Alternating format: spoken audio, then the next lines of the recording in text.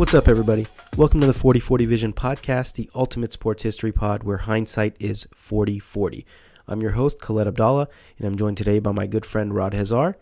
So as you know, LeBron James passed Kareem Abdul-Jabbar as the all-time leading scorer in NBA history earlier this month, and Rod was lucky enough to be in the building in Staples Center at the time.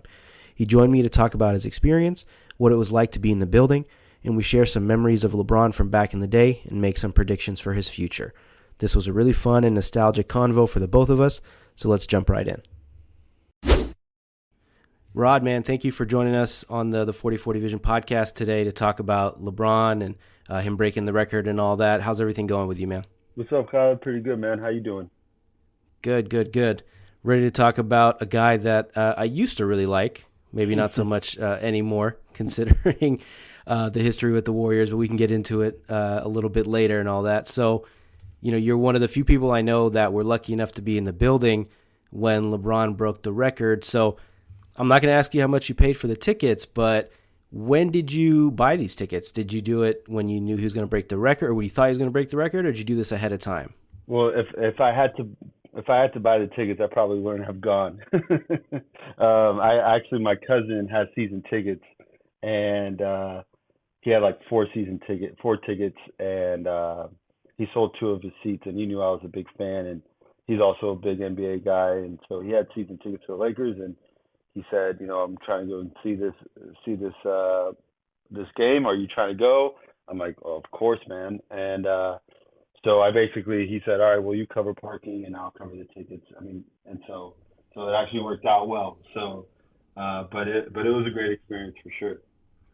Yeah, that's a hell of a deal. I'll say that because, I mean, before the season, I was like, all right, let me do the math real quick. He's, you know, whatever X amount of points away, accounting for some injuries, some games off, load management. I was like, he's probably going to break the record. I was pretty close. I was like, either Milwaukee that Thursday, or I was like, maybe he'd do it, you know, that Saturday against the Warriors, but he's probably going to want to do it at home. So right. I actually had that Milwaukee game circled, but what I didn't realize was that it was also the trade deadline. So I'm like, okay, once that happened, I was like, all right, he's probably not going to, you know, aim for that because all the hoopla around the trade deadline, and he wants the headlines and all that. But tell me about the atmosphere in the building, man. What did it feel like being there? Oh, it was amazing. I mean, it felt like, I mean, you know, God, I'm a Kings fan, so we don't really see a lot of success around these parts. And so going to a game, it usually means nothing for me. So you know, going to a LeBron, you know, being the record potentially game, it felt like every shot he scored was like a championship. I mean, the atmosphere, and I wasn't the only one who felt that way. The atmosphere across the board was everybody was at the edge of their seat. I mean, it didn't matter where LeBron was with the ball. He could have been next to the basket or, you know, on the complete other side of the court, and you know, everybody's yelling for him to shoot it. So it was just it was full of energy. You know, everybody was just super excited and on edge to get it done. It was actually pretty funny. You know, anytime a Laker player would score, it was like almost bittersweet. Like, yay, you scored, but actually we would have preferred LeBron to score. Yeah, it felt like that. Yeah, that was pretty funny. But I mean, I think the point where I actually got a little nervous, it got a little contentious a little bit. I don't know if you remember the part of the game. I think it was the second quarter, and LeBron was like at the other end of the court, ready for a clear fast break for an easy basket. And I can't remember if it was a turnover or a rebound, but Westbrook had the ball. And so all he had to do was just leak it outlet for a fast break for LeBron to just get an easy 2 points. And I don't know from his angle how he was looking at the court, but that ball just completely went sideways, out of bounds. And then at that point, I mean, you just heard the boos rain, like the boos raining down. I was actually like almost nervous, like, you know, all right, well, if it's going to be like that for LeBron, if you got guys like Westbrook throwing him the ball, then I don't know if he's going to break this record. But overall, though, man, the atmosphere was awesome. I mean, it was just.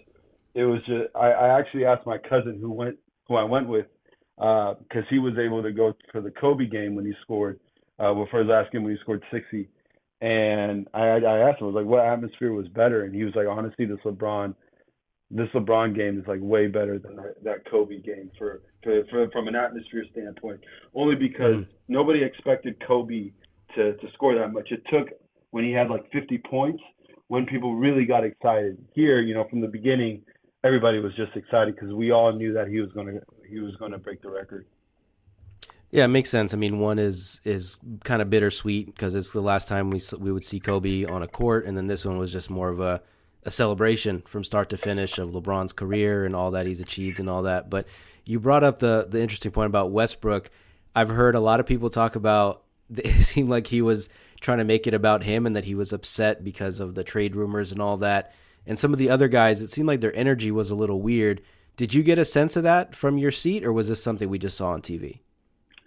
Um, I didn't really get a sense of that, to be honest. I mean, it felt, if anything, I felt like the Lakers were trying to like be inclusive of everyone. So during the timeouts, they actually acknowledged. I don't know if they showed it on TV, but they actually like acknowledged Westbrook for having like for being top 10 in assists or something like that.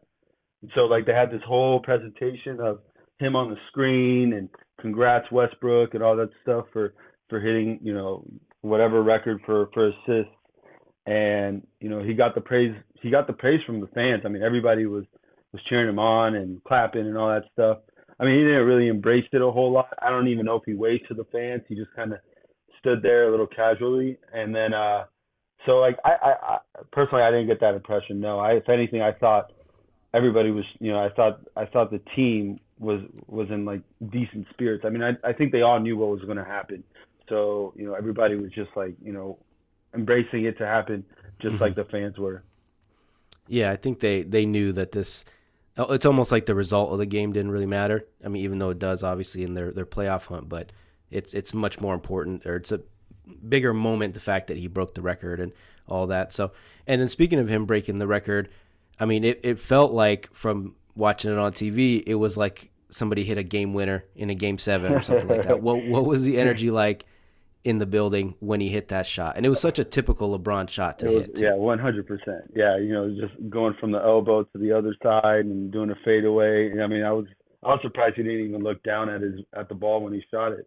Uh, but yeah, I mean it was, yeah, everybody just got super excited when he scored. It honestly did feel like a buzzer beating game winner sort of shot. Just the amount of momentum and anticipation around it.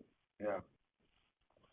And then the on court ceremony and all that. I know it's pretty typical to happen in the NBA. I mean, tell me about that. How did it feel watching it and being in the building and seeing Kareem and all the hoopla and all that there? So we have the same friends, Kyle. So you probably had the same conversation with some of the guys that I did, but and which was a bunch of hate. Everybody was just hating on the fact that they stopped the game and dedicated all this time for LeBron, to celebrate LeBron and the ceremony and all that.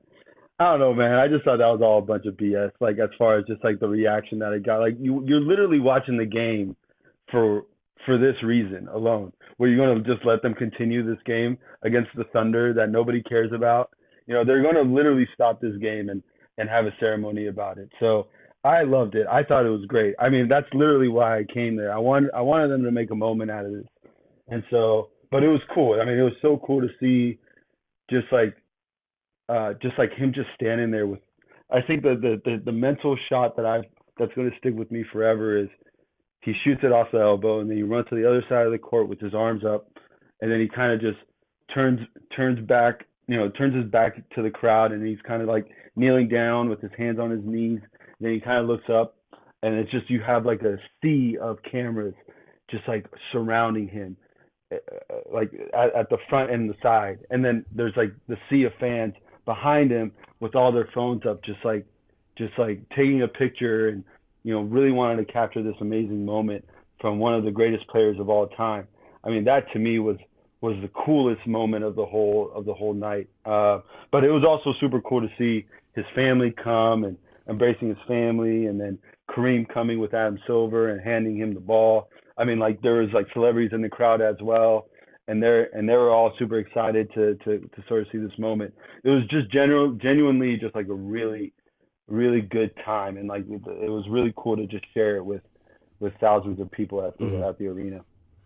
I'm sure it's the best vibes that have been in that building in a long time. And Yeah, yeah. Those are the only vibes. Those are the only good vibes in the building that I can stomach and swallow. and I mean, the funny you brought up the hate that he got from a lot of people, which is just it's ridiculous. It's just blind hate because this is the standard procedure. I mean, same thing happened when Steph Curry broke the three record last year. They stopped the game. They had a little ceremony with the jerseys and Ray Allen and all that, Reggie Miller, and then even in like cross sports, I think when Drew Brees, I forgot what record it was he broke. Maybe it was the all-time touchdown record. They stopped the game. They did a whole thing. So it's not unusual. It's just, LeBron is the hate magnet and all that. I get it. It's easy. He's an easy target because of, some of the antics and stuff like that. But that's not a valid reason to hate him, not Yeah, but for sure. come on, guys. You're not the Lakers are a terrible team. Thunder, they're a little bit more exciting, we say. Yeah, and literally TNT just flex this game back into their schedule. There's literally no reason why you're watching this game other than to watch LeBron beat the record. So so for anybody to get all frustrated about the ceremony or stopping the game 15 seconds left in the quarter, like you said, they're just trying to find a reason to hate. Exactly, exactly. So we're both about around the same age, our mid 30s. So we've grown up with LeBron. We've seen him from start to whenever his career, whenever he decides to hang it up, maybe in a couple of years when Bronny's in the league or whatever. What are some of your first memories of LeBron? Was it in high school? Was it in the NBA? What was it? Yeah, I think my first memories is probably pretty similar to a lot of folks. I mean, it was just, you know, coming out of high school, he started getting this buzz. He was on Sports Illustrated, and he was getting interviews in the McDonald's game, and Carmelo, and just kind of just that whole buzz out of high school. So very similar to everybody else. That's how I first came across him, and I got to be honest. Like in the beginning, I thought I was skeptical. I thought like with this amount of buzz, I don't know, Khaled. I don't know if we've ever seen anybody have this sort of buzz coming out of high school. I mean, I don't even think Kobe had this buzz, and it was something unprecedented. So, I kind of doubted it in the beginning. I kind of want to see what he can do, and so a lot of my first impressions were, they're trying to compare him to my favorite player, Michael Jordan. Like, no way in hell. I got to see how this guy's going to be. But yeah, to answer your question, very similar to probably you and everybody else who first came across LeBron. Yeah, I think both of us we had the same Sports Illustrated cover with him in the St. Vincent St. Mary's jersey, and then I remember they broadcasted his game on ESPN, which I mean nowadays it's not a big deal. They have college football, or high school football, high school basketball all the time on ESPN, but back then it was like this is a big deal. And then he had some of the controversy surrounding him with his mom getting a Hummer and all that. Oh yeah, that's But right. yeah, yeah. So I do remember watching that. I think it was like my junior or senior year in high school. We got cable for the first time, so I was excited. And I remember watching that game, and you're right. I think maybe since LeBron, I think Zion might be the only guy that we can compare in terms of hype and even he. I mean, he had his games on TV, but I think his was more of a social media thing because people were just sending clips of him dunking all over people. But I don't think it was the same level LeBron. Like, what do you think? I agree. Like, I don't think there's been any player after him who's had the same hype. Honestly, though, I do think the one player who has probably the closest hype to him is Wembanyama. I mean, just the way people are talking about him, like this kind of this athletic beast, just so tall. He can dominate from both ends of the court. Not only can he dunk it, he can shoot it well. I mean, that's kind of what they were saying about LeBron. Like this guy was this point forward who might as well have been a point guard, and he can pretty much do everything short of shooting consistently. Well, Wembanyama can do They're saying the same thing about Victor Wembanyama, who can do almost everything, and he could shoot a little bit better than LeBron when LeBron was coming out. Granted, he might be coming in a little bit older. I actually don't know Wembanyama's age off the top of my head, but I mean, I agree. Like the sort of hype that came from LeBron is unprecedented. But I would say like the closest to that hype would probably be Wembanyama. For sure, for sure. I remember. I think the player comp that people made the most for LeBron early on, in high school and all that, was Magic Johnson. They're Yep. like, this dude is 6'7", 6'8", incredible court vision, all that stuff. He can run like the wind. He's a freak athlete, all that stuff. So I think maybe the Jordan comparisons came a little bit later, but I think even for now, the player that he probably reminds me the most of watching the highlights and all that is still Magic Johnson, the way that he's running the floor and seeing the court and sending all these dudes up. So, but I mean, either way, he's still one of the all-time greats, maybe the greatest, depending on who you ask. So was there any point over the last 20 years when you thought, maybe he has a shot at the record because of his durability, his consistency, any of that? I mean, I got to be honest. It wasn't until late that I actually really thought about the record. I never even really thought about the record. It wasn't something that was top of mind. If anything, I was more so focused on hoping he'd get another championship. Um, but yeah, I guess as he was creeping towards it, I just fairly saying like maybe even last year, when he was just started creeping towards it, I that's when I started thinking, okay, well maybe he can do this. Yeah, I think that's probably the case for most people. Maybe a crumb here and there in his early 30s. Like if he stays at this level for the next 8-9 years, he can hit that record. But it wasn't like I don't think it was ever a goal. I think he said it himself that it wasn't something that he was shooting for, and I don't think it was something that people expected because for guys like him with his body type and the mileage that he has on his body, we're not expecting guys to keep playing at a high level in their late 30s unless they're big men. But even then, maybe now with the advances in technology and the way he takes care of his body and all that, maybe it became more of a realistic possibility. It's crazy. It's crazy the sort of the degree or the level that he's at now. I mean, the last time, I mean, he scored 30 points. He averaged 30 points last year, but before that, I'm looking at it. He averaged 30 points. The last time he did was in 2007. I mean, that's just nuts. Like, how do you do that? like at 30, at 37, 38, however old he is, like I'm a little bit younger than the guy, and I mean, I'm completely out of shape. I mean, granted, I didn't invest all that time into my body, but it's just nuts. It's just nuts the sort of level that he's playing at still.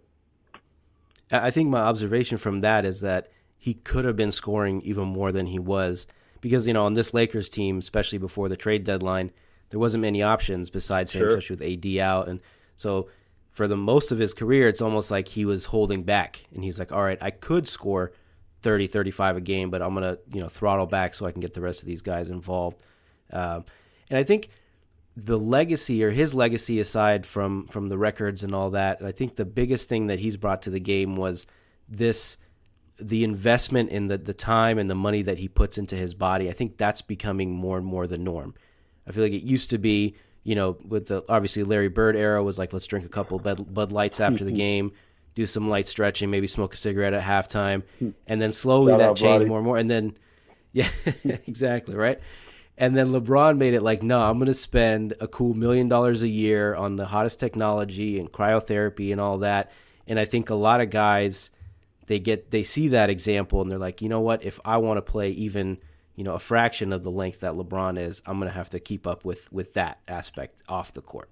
Makes you wonder if MJ or like you said, Larry Bird or any of those greats, if they invested that much time into their body, crazy to see how their career could have gone. Yeah, exactly. That's why I don't really like having. I mean, I'm a sports historian. I love sports history, but I don't like to have cross era comparisons and conversations because it used to be back in the day if you tore your ACL, your career might be done, or you're out for 2-3 years. Now it's like ACL, you're back in 6-7 months, or there's a laundry list of things that have improved that it just makes the comparisons kind of a dull effort basically. So Yeah. with LeBron, getting close to 40, and this Lakers season, I wouldn't say circling the drain. I think they made some changes. They might have a shot at getting into the playoffs or at least the play-in. What do you think is next for LeBron? Not just this year, but maybe let's project a couple years out. Where do you think he does?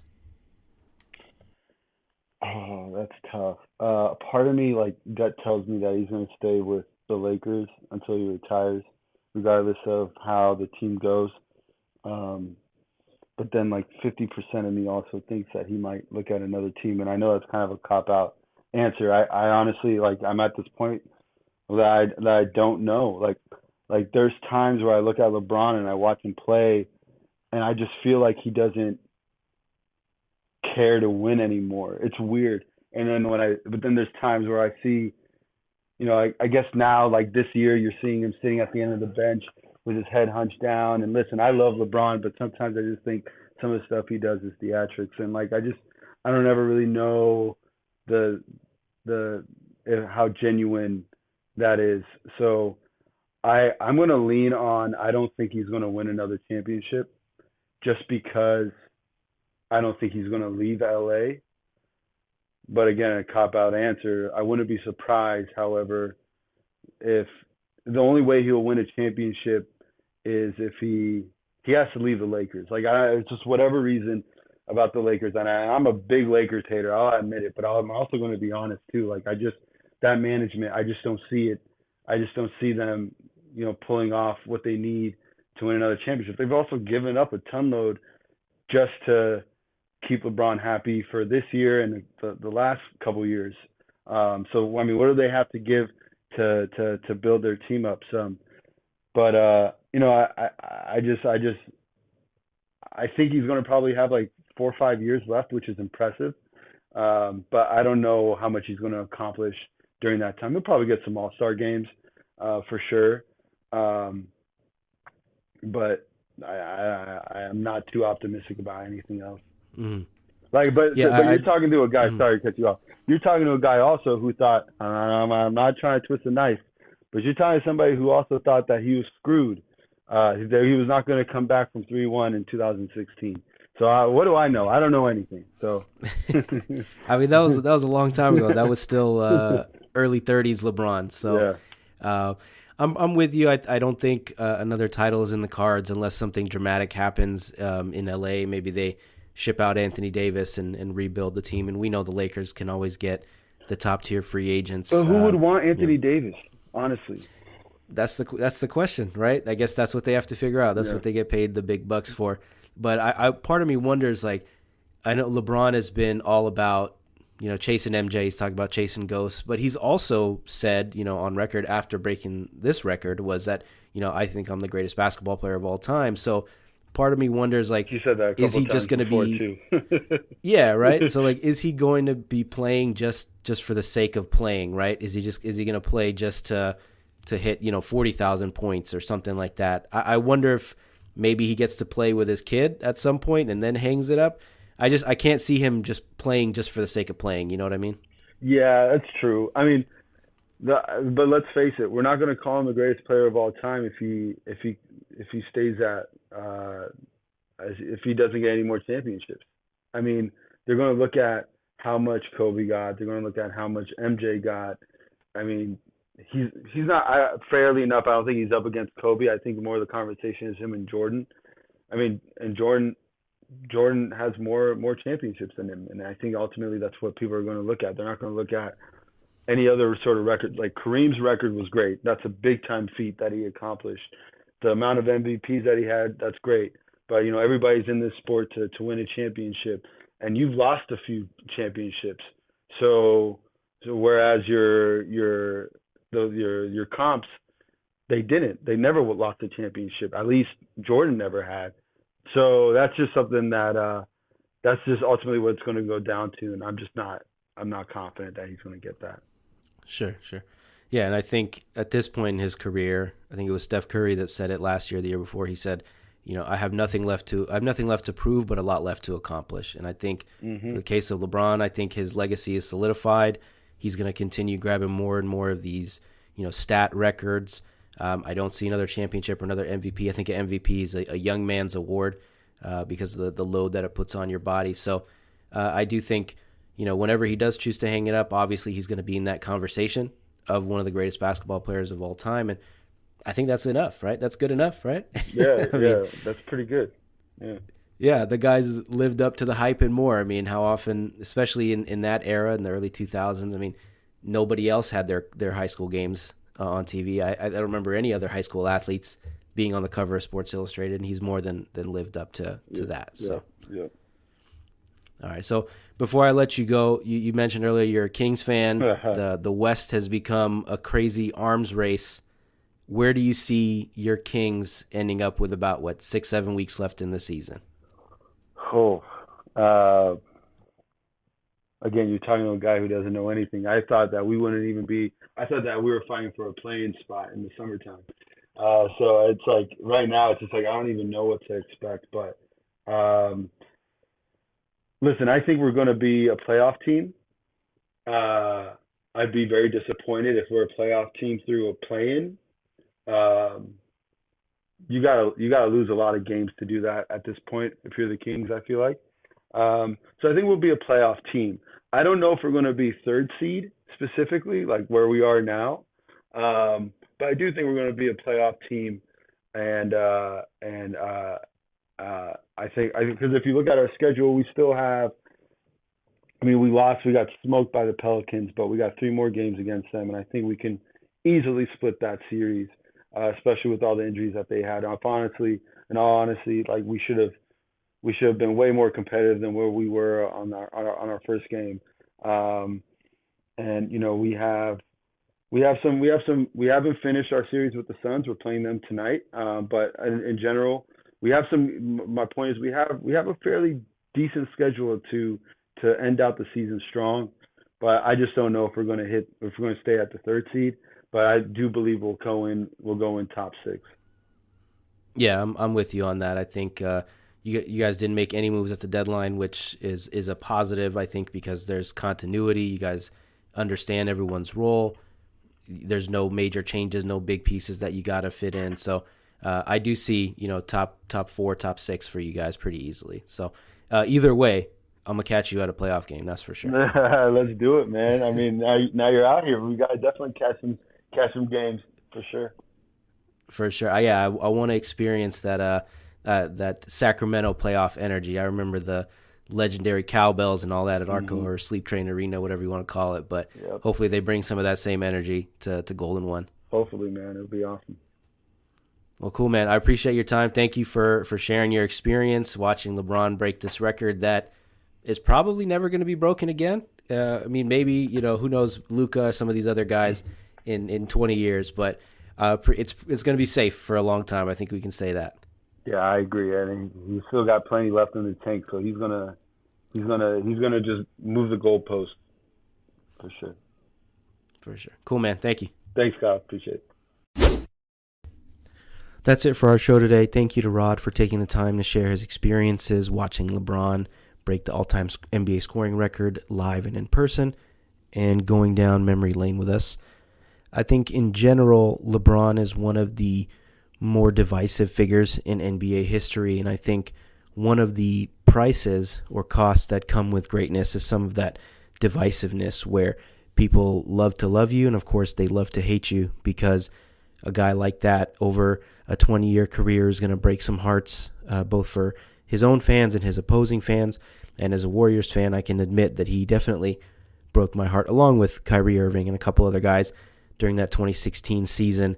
And while it is fun for me to, poke fun at some of the antics, the passive-aggressive leadership, or some of the other things that people might criticize him for, I can honestly say that he is, one of the greatest NBA players of all time, one of the greatest basketball players of all time. And he's a guy that I've had the privilege, and I can call it a privilege, to watch from start to, again, whenever he decides to end his career. I'm 34, turning 35 this year, so the Michael Jordan experience, I only caught probably the second half of it, maybe even less than that. Even Kobe, he started his career in the late 90s, and I was still a little too young to fully understand what I was watching. And I definitely didn't appreciate it for a long time, being a Warriors fan and a Lakers hater. But when it comes to LeBron, he's a guy whose career I can really say I watched from the beginning to, again, wherever or whenever he decides to end it, from watching him play high school ball at St. Vincent St. Mary's to, his various stops along the way in the NBA. And it really has been a privilege and an honor to watch this guy play. And I'm still going to have my fun. I'm still going to make my jokes on Twitter and in the group chats and all that.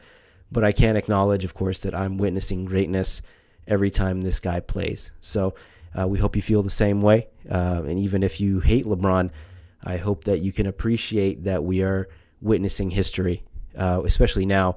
Every time he scores a bucket, every free throw, every layup, every three-pointer, he's making more and more history, and the numbers that he's going to end up with are going to be absolutely astronomical. Regardless of whether he wins another ring or not, the stats and the achievements that he's already accomplished are going to be very hard to beat. Maybe one day, again, somebody like a Giannis or a Luka in 10, 20 years from now could maybe touch some of these records, but like me and Rod both agreed, this is going to be a record that's safe for a very long time. We hope you guys enjoyed the show today. Please make sure to follow, like, and subscribe to the 4040 Vision podcast on all the major podcasting platforms. Make sure to follow us on social media on Instagram and Twitter at 4040 Vision Pod. And we really appreciate you guys taking the time out to listen to us today. Peace, y'all.